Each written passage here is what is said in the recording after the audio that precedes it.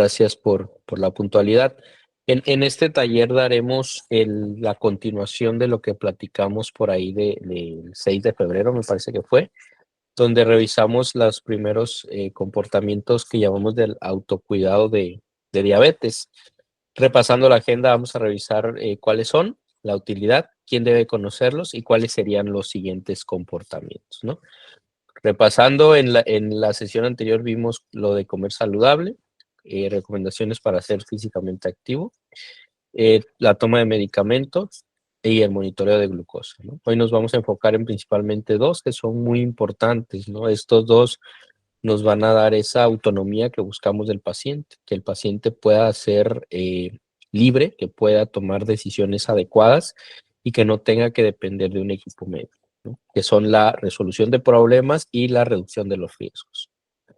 La utilidad, pues son herramientas de uso diario, nos van a ayudar para el día a día, ¿no? Ustedes mejor que nadie sabrán a la cantidad de decisiones que se enfrentan todos los días, las opciones que tienen, la incertidumbre, qué es lo mejor para mí, qué alimento, qué bebida, qué medicamento puedo y no puedo tomar si tengo diabetes y uso insulina o uso metformina.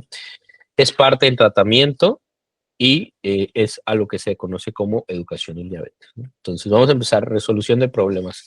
¿Cuáles son los problemas más importantes? Glucosa baja, glucosa alta y días de enfermedad, ¿no? Que es lo que vamos a ir revisando. Ahora, ya hemos hablado en sesiones anteriores de la hipoglucemia, entonces no me voy a detener mucho, recordando que una hipoglucemia es una glucosa baja, se considera hipoglucemia a partir de 70 y para abajo, es algo que pone en riesgo la vida del paciente, entonces se tiene que reconocer de inmediato y se tiene que resolver de inmediato. Las causas principales vamos a ver que son medicamentos, ¿no? Los medicamentos como glibenclamida y glimepirida, no todos los medicamentos causan hipoglucemia. Metformina no causa bajones drásticos, es más que nada un normoglucemiento, o sea, lleva la glucosa a valores de normalidad. Otros inyectables como el Saxenda o el Victoza tampoco llevan hipoglucemia. Los más comunes son insulina y orales como la glibenclamida y glimepirida, que afortunadamente ya cada vez lo usamos menos. Son buenos medicamentos, pero en muchos pacientes condicionan el riesgo de bajones de glucosa. Ayunos prolongados, por supuesto, ¿no? Saltarse algún alimento, sobre todo en el contexto de uso de alguno de estos dos medicamentos, como la insulina o la glibenclamida, puede ocasionar hipoglucemia o glucosa baja. Enfermedad renal, enfermedad de los riñones, que los riñones dejen de funcionar, porque al perder función disminuyen la capacidad para poder eliminar de manera natural esos medicamentos y entonces duran más. Entonces es como si estuviéramos acumulando la insulina. Enfermedades gastrointestinales como diarrea, náusea, vómito, consumo de alcohol o una actividad extenuante sin un adecuado consumo de alimentos, que fue lo que platicamos la sesión pasada. ¿Cómo se clasifica? En dos grados, dos grandes grupos. Glucosa por arriba de 54, entre 70 y 54 es grado 1, grado 2 es a partir de 54, ¿no? El tratamiento de estos dos grados, ya sea de una glucosa baja, abajo de 54 o desde 70, tienen como característica que no hay pérdida del estado de conciencia. El paciente, a pesar de tener una glucosa baja, está consciente de lo que está sucediendo, identificó el evento de hipoglucemia y puede por sí solo corregirlo. Se trata con 15 gramos de glucosa. ¿Qué contiene 15 gramos de glucosa para que estemos familiarizados? Jugos naturales o jugos de cajita que no sean light, porciones de 125 a 200 mililitros. Una cucharada de miel contiene 15 gramos de glucosa. 3 cucharadas de azúcar o tabletas de glucosa que hoy ya son más complicadas de encontrar, ¿no?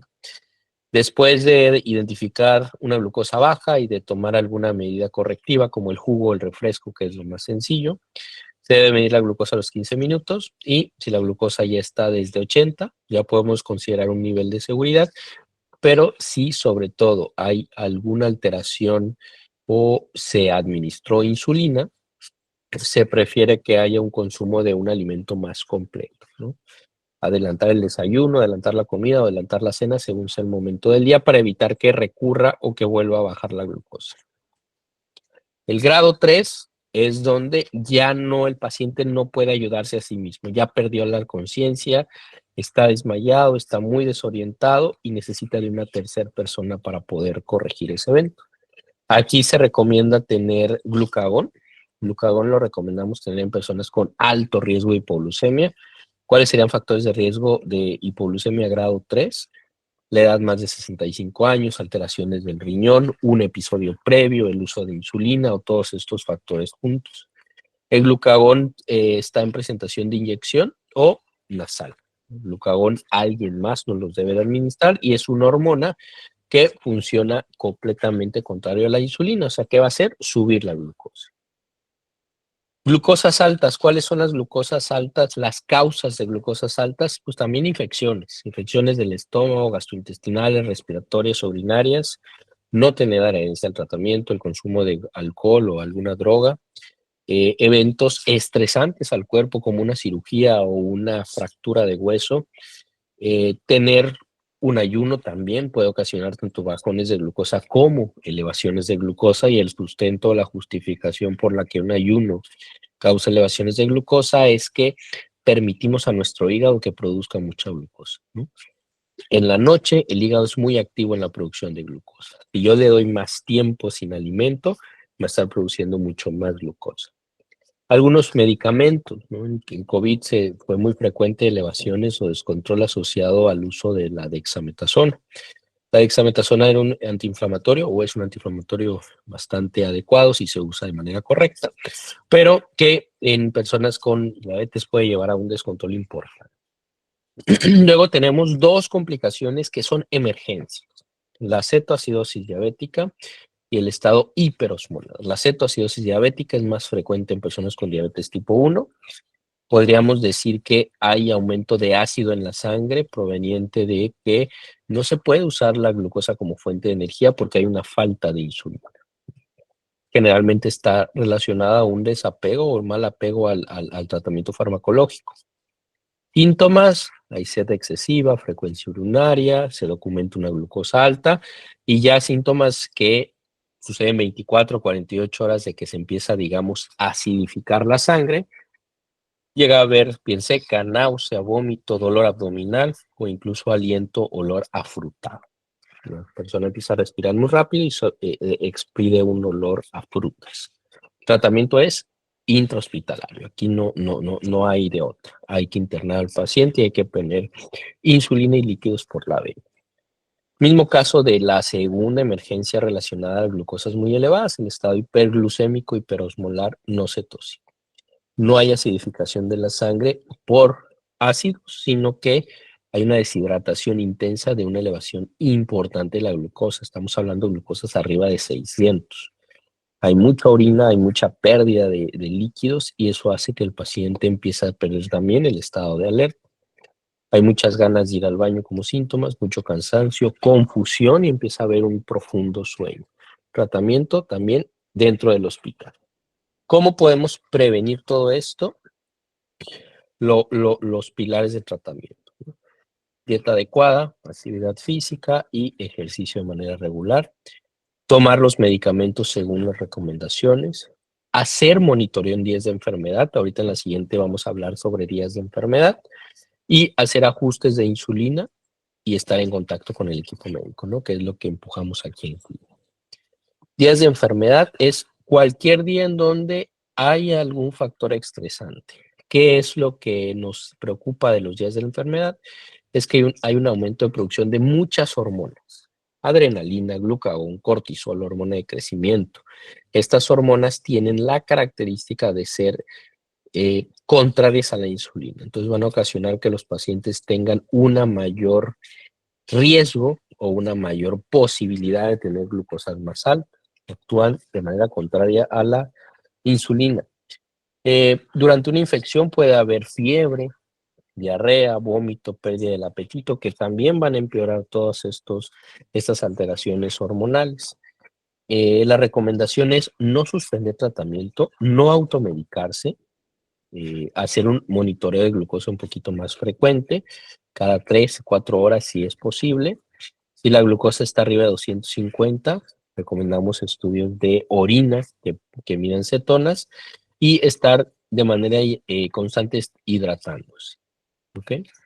Si la glucosa está arriba de 200, empezar a hacer una hidratación, y si se usa algún suero, que se recomienda que sea el que viene en polvito, el Virasuero oral, porque no trae azúcar, ¿no?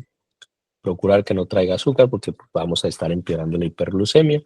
Glucosas por abajo de 70 líquidos y los 50 gramos de glucosa, que ahorita platicamos qué es lo que contiene 50 gramos de glucosa. 3 cucharadas de azúcar, un jugo de 250 o 200 mililitros, o dulces como las famosas panditas, hasta 8 a 10 panditas. Cuando hay un viaje es muy importante recordar todas estas situaciones, ¿ok? Si usa insulina, hay que ver cuántos días voy a estar fuera para ver si mi insulina me va a durar lo suficiente. Si estoy en clima frío, hay que cuidar la insulina, que no se vaya a congelar, mantenerse abrigado, mantenerse hidratado y un monitoreo un poquito más constante. Si por el contrario hay mucha calor, hay que protegerse del sol, hay que mantenerse también hidratado y hay que hacer un ajuste un poquito más frecuente. Importante que en su equipaje de mano, el equipaje que lleva usted a la mano ahí en el avión, si es un vuelo, que contenga sus medicamentos, su insulina, su receta médica, mantenerla ahí. La puede también tener en el teléfono.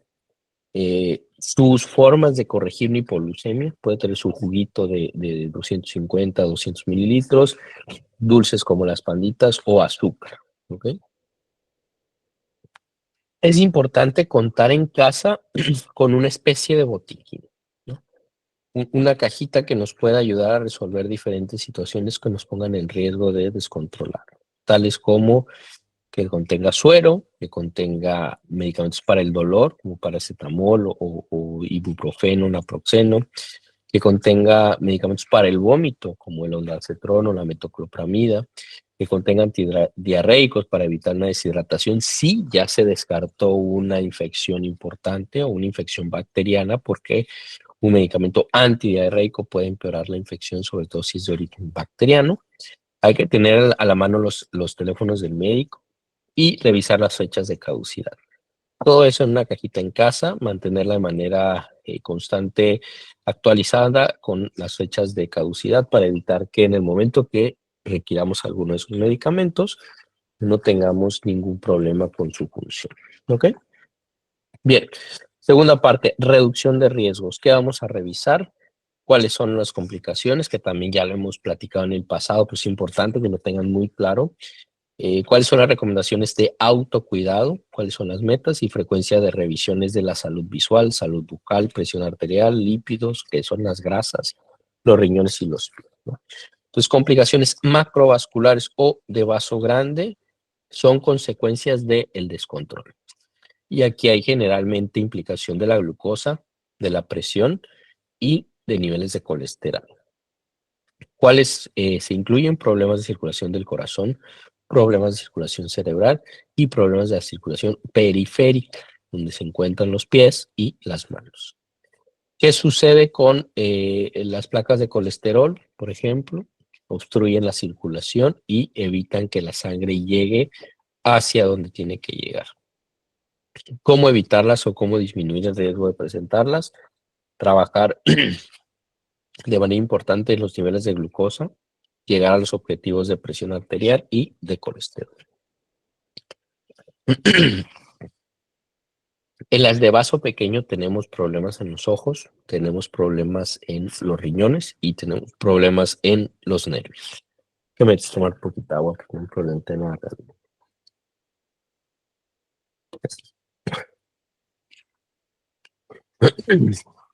En los ojos, el daño se conoce como retinopatía. Es una alteración en una parte del ojo que se llama retina, donde están las neuronas o estas partes nerviosas que reciben toda la información que tiene el ojo de la vista, y se hacen revisiones anuales con algo que se conoce como fondo de ojo. Generalmente lo recomendamos que lo haga un oftalmólogo. Generalmente se requiere una dilatación de pupila. Desafortunadamente, la retinopatía es la causa más frecuente en México de perder la visión o tener ceguera. Y esto es como vería un paciente que tiene retinopatía.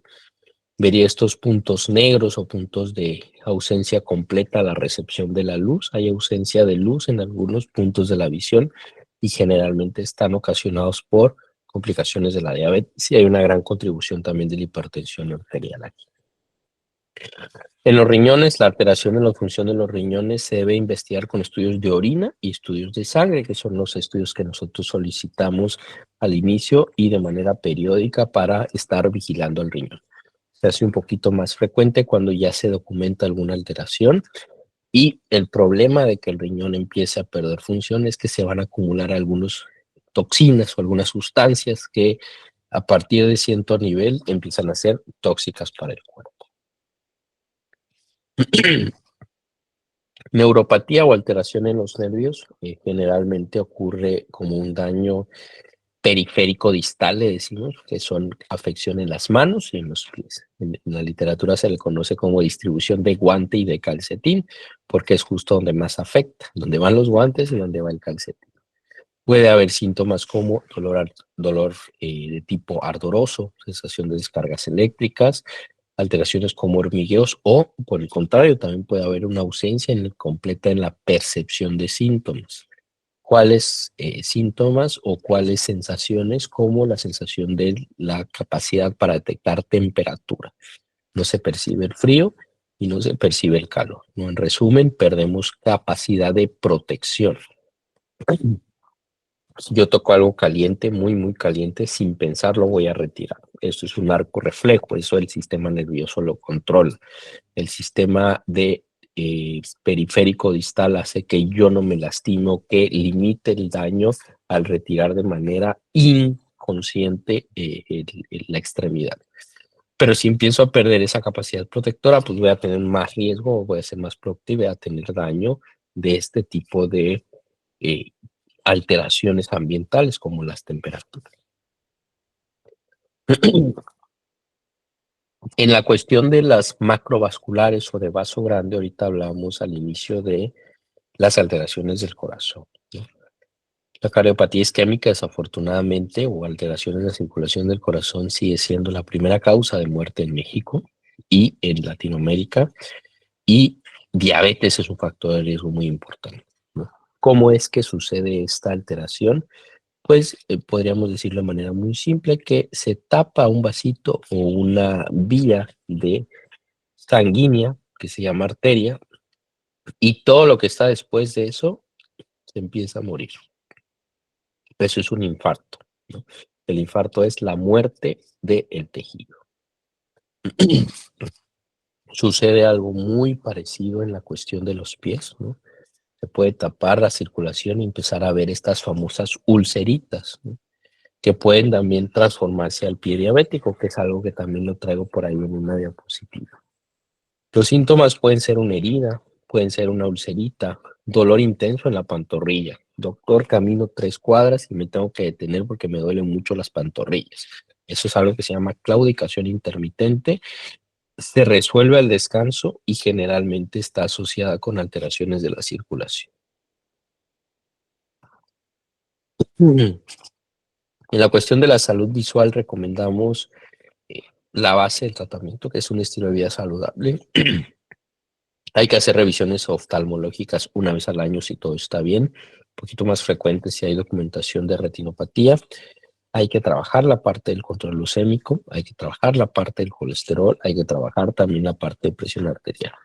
Para todo esto existen objetivos de tratamiento. Por ejemplo, la glucosa en ayuno abajo de 130, después de los alimentos abajo de 180, hemoglobina glucosilada abajo de 7%. Colesterol malo abajo de 100, de 70 en algunos pacientes con un poquito más de riesgo cardiovascular.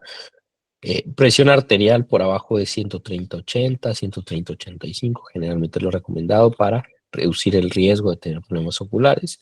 Y el tabaquismo tiene un rol importante en muchas de las complicaciones. Sería un cuarto factor agregado a la glucosa, al colesterol y a la presión arterial como causa de o contribuyente muy importante de complicaciones. La salud bucal tiene una importancia muy grande. ¿Por qué? Funciona de manera, podríamos decir, bidireccional con la glucosa. ¿Qué quiere decir con esto? Tener una enfermedad bucal me puede ocasionar descontrol de la glucosa y, al contrario, tener descontrol de la glucosa puede también ocasionar que tenga enfermedad bucal. Entonces, en las dos cuestiones funciona de manera bidireccional. Enfermedades como gingivitis. ¿Cuál es un síntoma de gingivitis? Me lavo los dientes y me sangra la encía. Eso es gingivitis, eso no es normal. Periodontitis puede causar descontrol de la glucosa. Recomendaciones generales, ya lo platicamos ahorita, aquí también impacta el tabaco. El lavado de dientes y el uso de hilo dental al menos 3 veces al día. Con un cepillado de 3 veces al día y uso de hilo dental al menos una vez al día por la noche es más que suficiente. Y hay que tener una valoración o visita odontológica cada 4 a cada 6 meses si todo está bien. Acudir a limpiezas dentales cada 6 meses. Los pies. En los pies es muy importante la inspección. Ustedes tienen que conocer sus pies. Ustedes tienen que revisar diario los pies porque tienen que identificar si algo cambia. Los cambios que suceden a veces pueden ser un dato de que inicia ahí algún problema en la circulación o que inicia algún problema en la neuropatía y que no lo estoy sintiendo porque mi nervio está afectado. Hay que examinar o revisar los zapatos antes de ponérselos. Pueden haber ahí objetos o algún animalito por ahí en el zapato que ocasione problemas. Cuidarse el tema de los endurecimientos como los callos con un podólogo.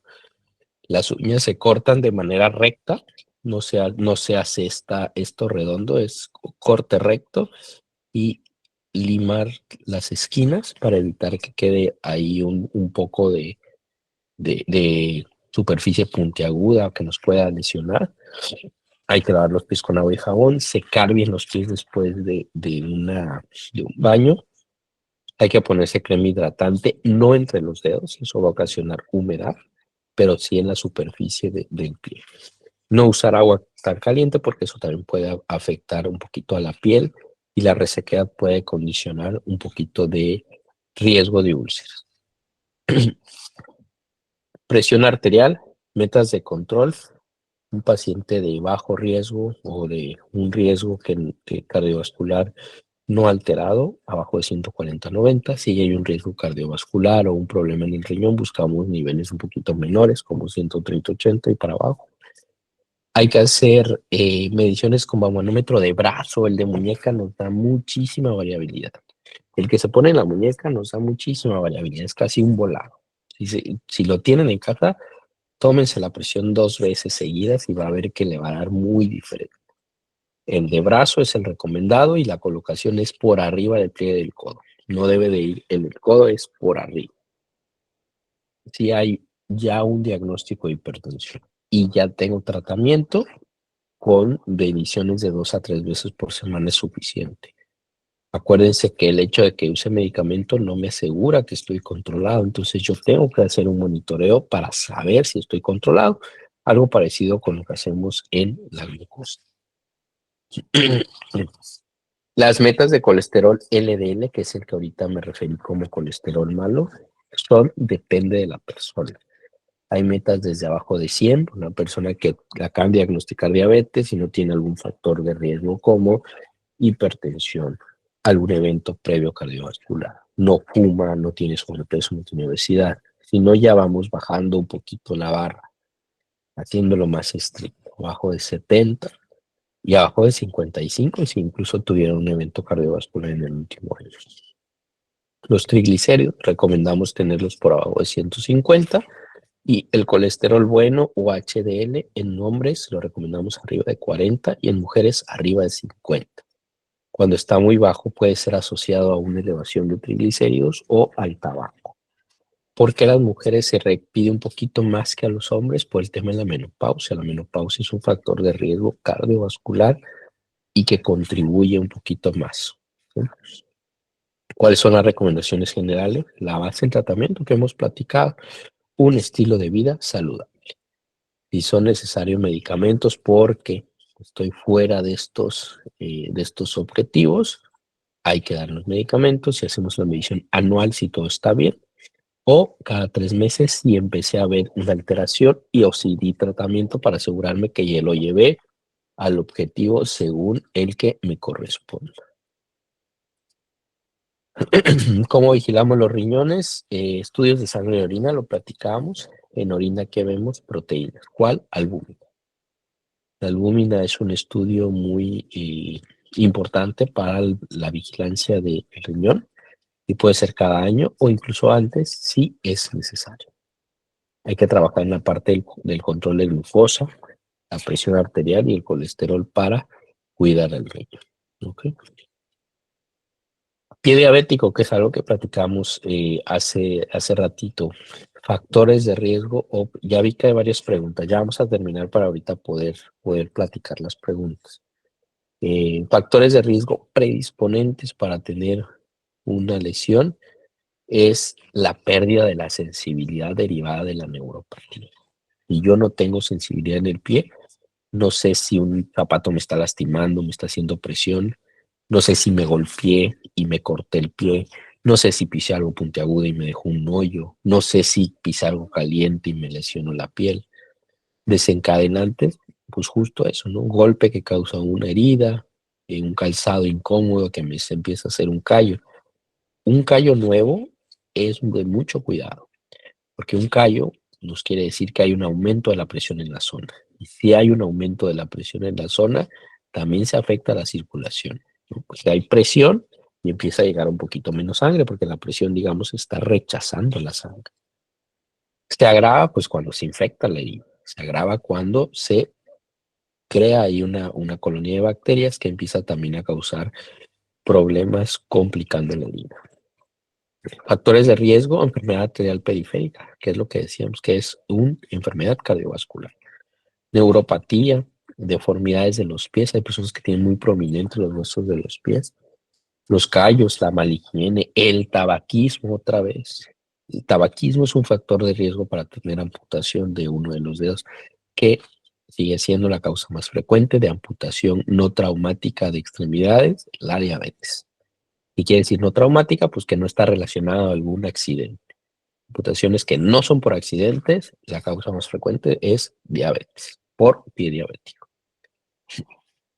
La edad avanzada o si ya tuve alguna amputación previamente y tener más de 10 años del diagnóstico. ¿Por qué? Porque generalmente la mayoría de esos años probablemente no estuve controlado, ¿no? Un dato revelador importante es que menos del 30% de las personas que viven con diabetes en México están controlados. Imagínense, estar controlado solo un 30%, pues muchos de los que tengan más de 10 años no van a estar controlados, entonces ya traen una carga importante de todo el tiempo que no estuvieron controlados.